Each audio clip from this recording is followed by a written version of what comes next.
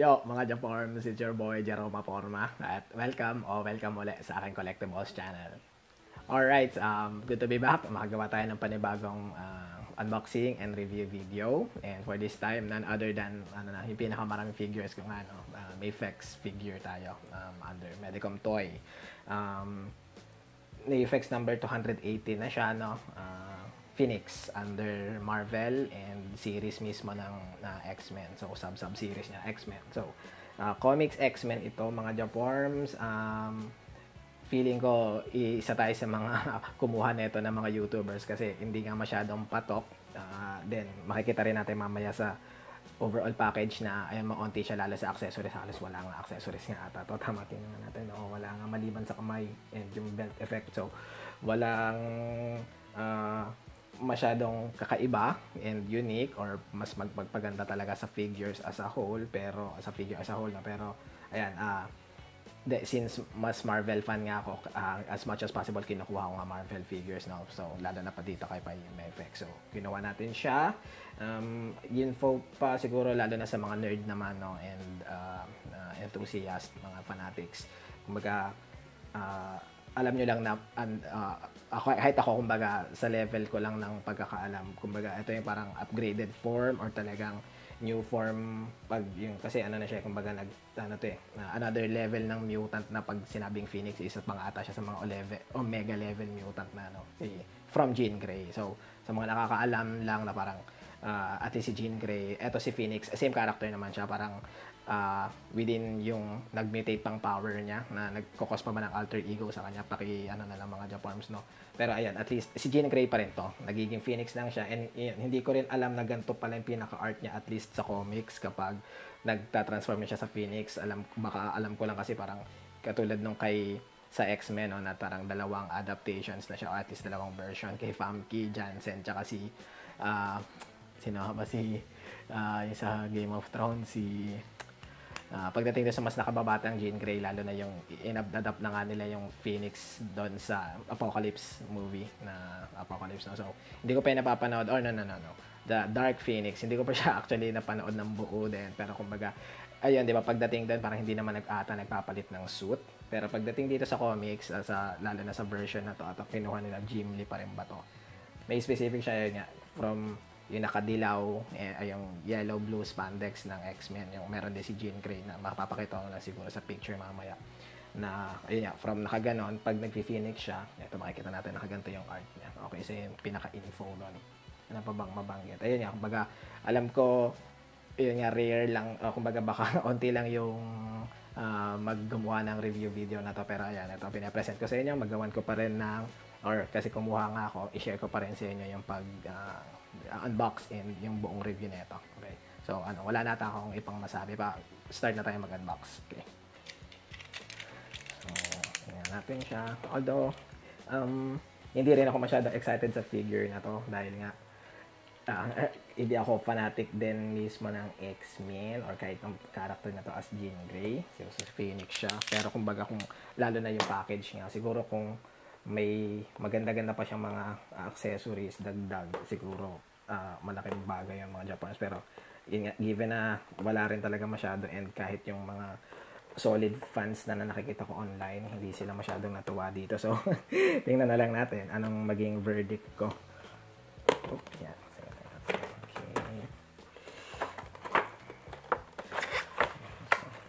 Ganun lang talaga siya, simple, tapos may stand. So, okay, so ganyan yung box, tanggalin na lang din natin agad. Oops, kita pa ba? Okay, ito pa rin naman, tingnan na lang natin isang figure.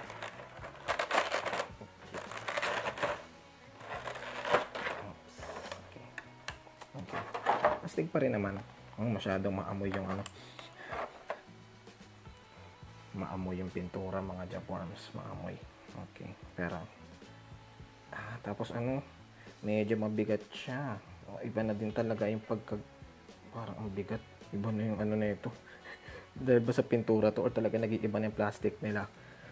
Simula talaga ng may kay Captain America Winter Soldier. sumusulid na, tapos yung buhok ko, ang ganda pala nung at least sa buhok.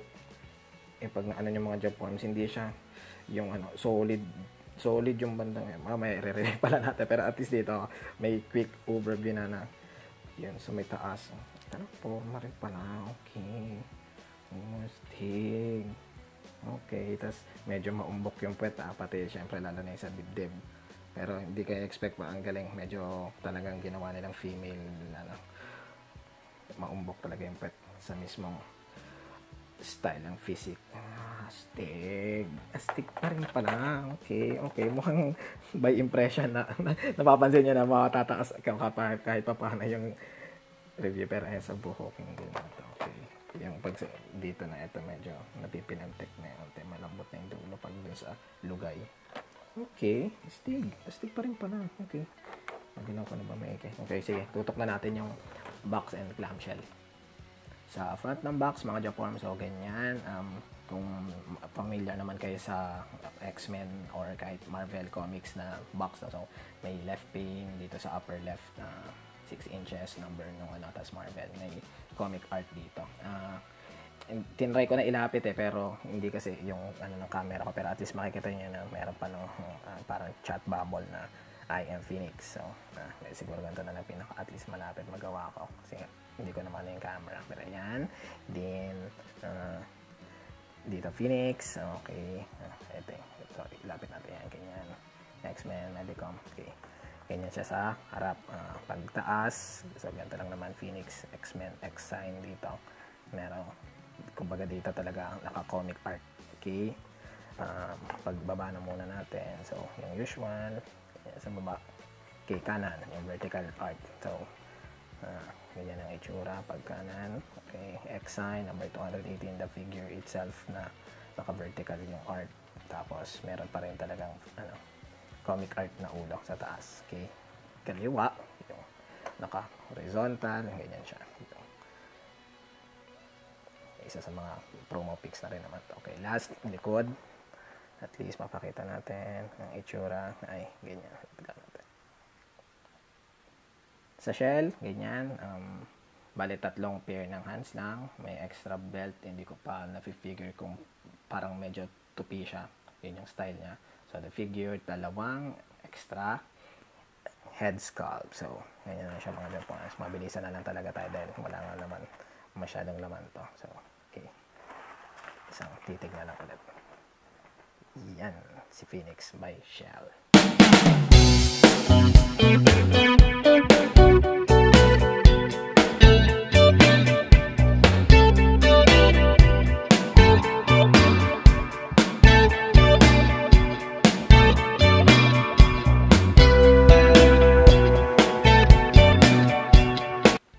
Okay, for personal highlights tayo, bigyan ko ng 3. Yung dalawa, which ihuli natin, more on may pagkukumparahan kasi natin dun sa Jean Grey na Mafex din.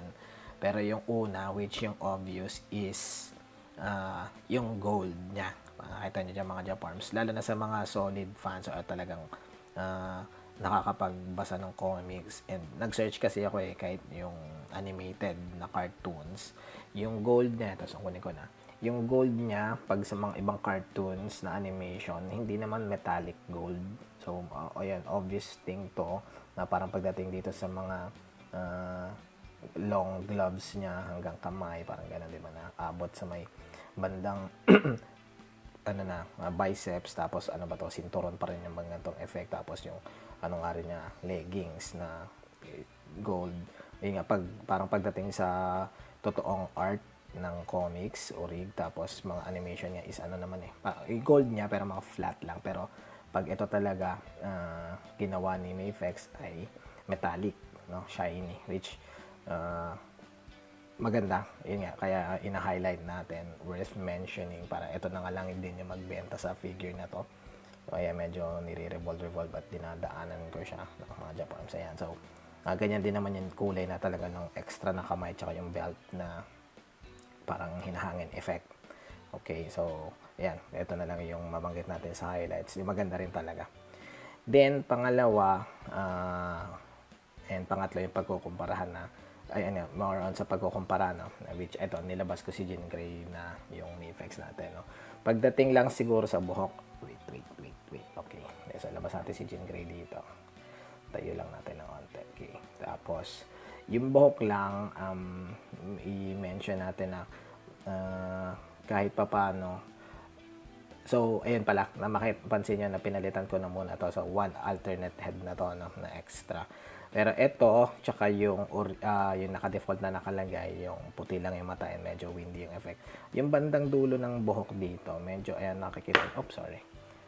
Ilay lang muna natin si Jean. Pagdating sa buhok dito, medyo soft siya. Oops, kunin mo. Phoenix yan. Medyo soft siya to the point na yan. Napapansin nyo na nagagalaw pa. Nandito rin naman yung ano natin, yung orig, yung default. Pag dito din sa default, yung sinasabi ko na pag napansin nyo dito, ito medyo matigas naman. May mga strands o parang part ng buhok na nagagalaw yung mga ganyan. Pero may iba na sobrang matigas talaga ito, ganito. Ayun, siguro mabanggit lang kasi baka, oops, sorry, natatabig talaga. Baka sa tingin nyo or pag walang nagre-review na, yep, medyo nagagalaw-galaw siya. May mga ganong effect. Hindi katulad, pero yung isa kasi, kunin na ba natin, wag na. Parang kumbaga yung isa, hindi na yung isang alternate na buo yung buhok. Nakatulad nito, parang ganito na siya. Pag napansin nyo to, talagang hindi talaga, kung magagalaw man, sobrang tigas. Ayan, diba? Alisin muna natin si Phoenix. Nakagaw yung focus eh. Pansin nyo, diba? Buong-buo talaga siya. And ibang-iba talaga yung galaw kung ikukumpara dito kay Phoenix na kita yun lang natin. Tingin ang higa na lang natin dyan. Ayan na, mas malambot. Ayan, yun ang isang bagay doon. May kalambutan yung buhok ng ginawa dito kay Phoenix. Hindi katulad kay Jean Grey. Okay, na ginawa nila sa una. Yung pangatlong highlights na natin ay yung hulma ng dibdib tsaka ng balakang niya. Kahit ata yung itong mismong binti. Okay, diba? Hita. Pag pinagkumpara kasi, sa pagkagawa dito kay Phoenix, mukhang iba talaga yung hulma na niya. Kasi pag nakita niya, parang medyo dikit yung boobs na nito, diba? Sa cleavage niya. Dito kay Jean Grey sa kaliwa. Sa kanan natin kay Phoenix, pag nakita niyo, maganda yung hulma niya. Tsaka parang, basta itong upper torso, yung chest piece niya, mas malapad din talaga. Pag nakikita niya, sinaside ko, pinaprojectile view ko, iba ating hulma eh.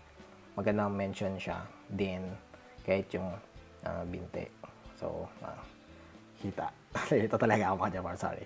Hita. So, pag nakita niya, kahit kita niya, lamang ng kasi yung mismo parang panties brief. Iba naman yung style talaga nitong kay Jean din, na parang mas mataas yung, mas mahaba, mas makapal. O, ganun na rin ba dito? Pero, may kinaiba talaga eh, diba? Pero, yung kahit hindi natin itutok yung brief kasi pag talaga sa naked eye, pag tutukan, hawak nyo, mas mapapansin nyo na mas malawak talaga yung balakang niya.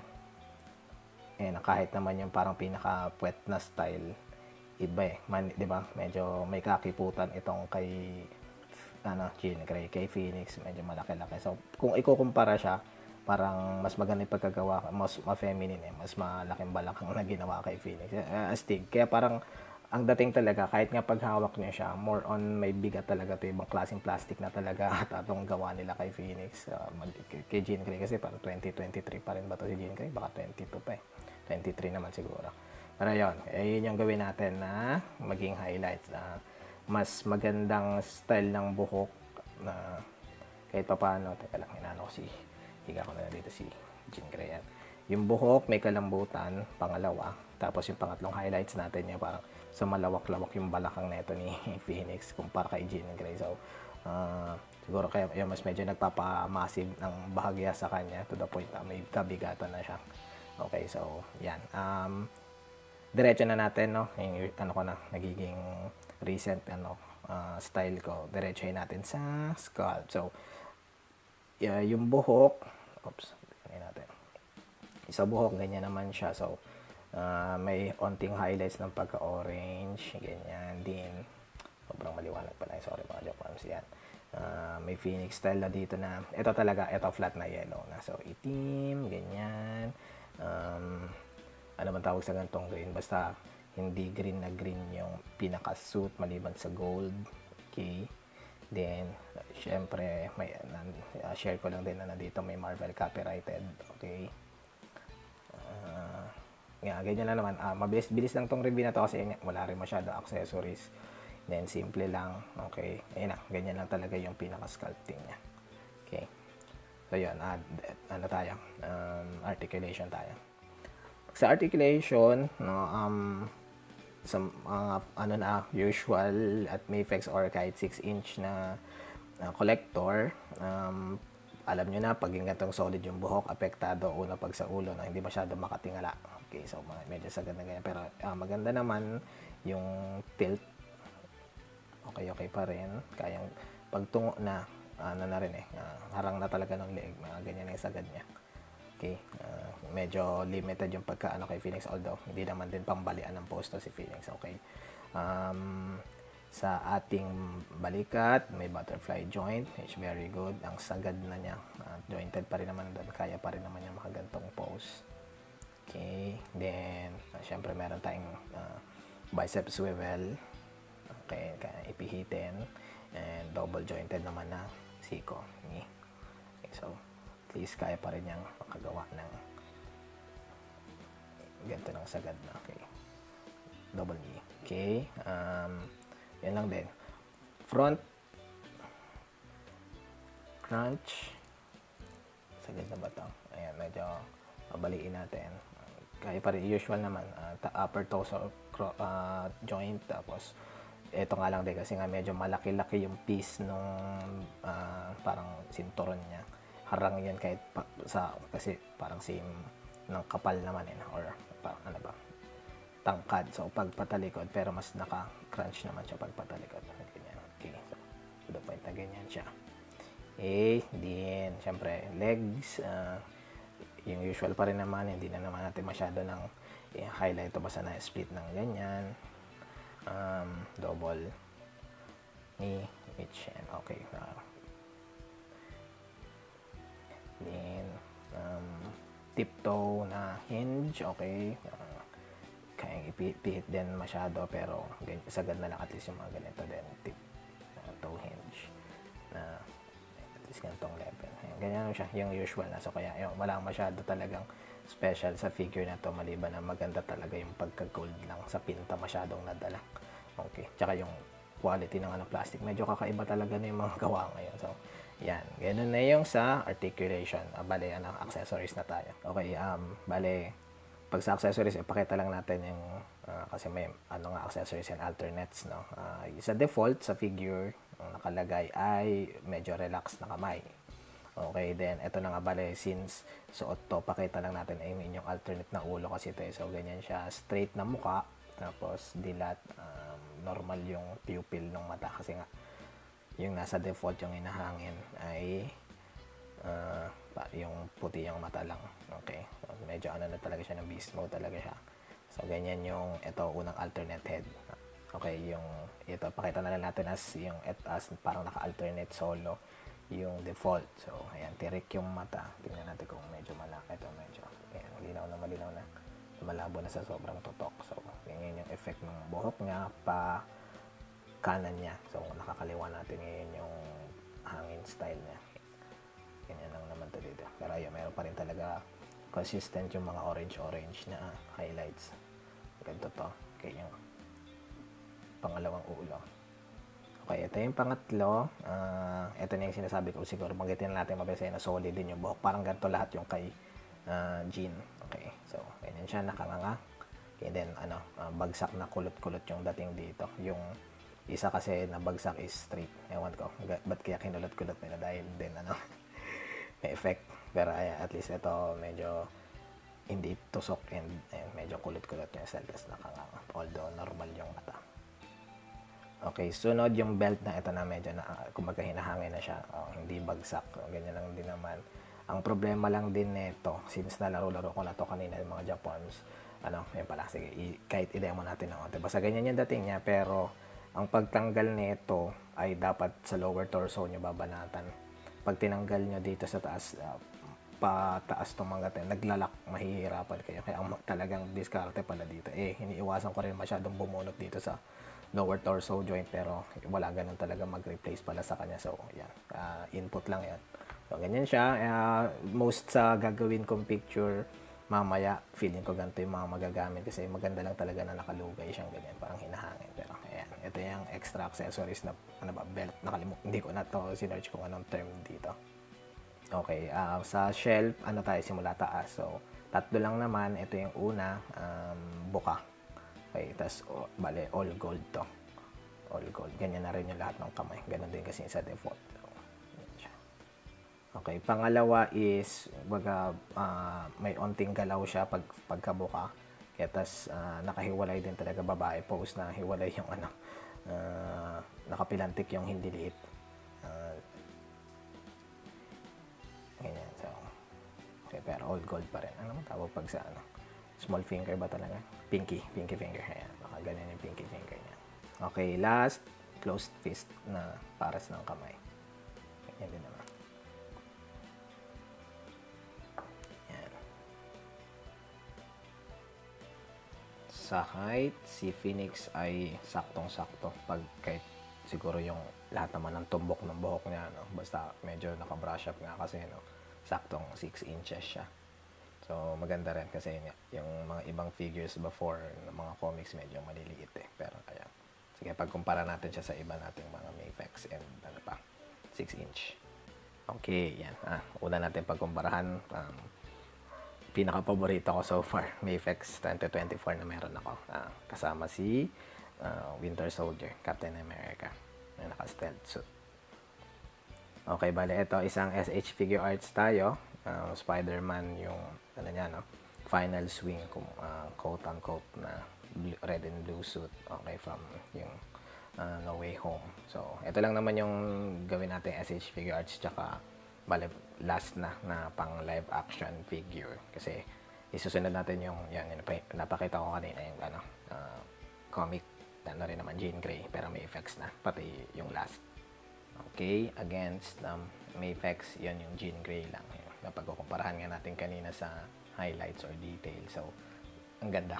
Siguro talaga parehas pala ng mold to. Ngayon ko lang kasi nga din napansin or i-check kung magkapantay sila pero pantay ng height eh. So, I don't think hindi pala parehas hindi magkaibang mold to. Baka lang. O ewan ko kasi nakita natin nga kanina parang kahit pa paano mas malawak yung malapad yung balakang. Pati ngayon sa may bandang dibdib, but by height. So, siguro doon pareha sila ng mold. Medyo tabingi pa nga yung leeg nito, pero gano'n na rin. Kung itutuwid natin yan, onting-onti na. So, kumbaga, almost mantay talaga sila. Last na pagkumparahan natin ng height, Mafex 096 nga ba? Wolverine, medyo tanda ko to eh. 96. Bali, ito yung original ko, yung first release. So, kung yung tuktok ng ulo, mas matangkad naman nga si Jean Grey. Ito si Phoenix kasi itong Wolverine talaga maliit-liit eh. Kulang sa 6 inch kapag yung mismong itong top ng ulo. Pero kikita nyo rin naman yan. So, ayan. Yung mga Japan sa mga comparisons natin against other figures. Okay. Yun lang naman mga Japaners. Mabilis lang talaga tayo sa review natin ngayon. Given nga na maunti-unti lang yung highlights dito and accessories. So, once again, Mafex, number 218, Phoenix. No? So, under X-Men, si Jean Grey din siya. Pero, parang alternate form niya or na siya, parang evolved form niya na mas malakas na level na siya pagdating sa powers niya, nagiging Phoenix siya. So, iba na rin yung mutant name niya. Person nga talaga na si Phoenix. Okay. Sa ratings natin, so nakita niyo naman at least yung ganda ng kulay ng gold, tsaka pati nga yung buhok. At yun yung nagdala kahit pa paano. So, hindi ako kababaan magbibigay, though hindi rin ganun kataas. Gawin ko 3/4, so at least 7.5 out of 10.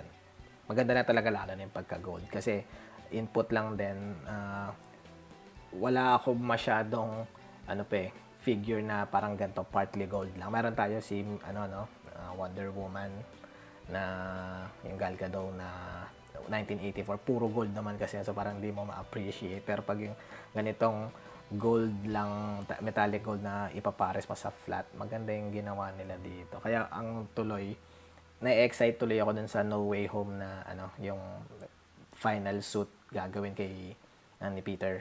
No, yung bale, I'm sorry, si Tom Holland, no, yung ilalabas pa lang din kasi next year yun, yung parang 'di ba yung lining lang ng gold dito yung ano na style pagdating do sa final suit niya.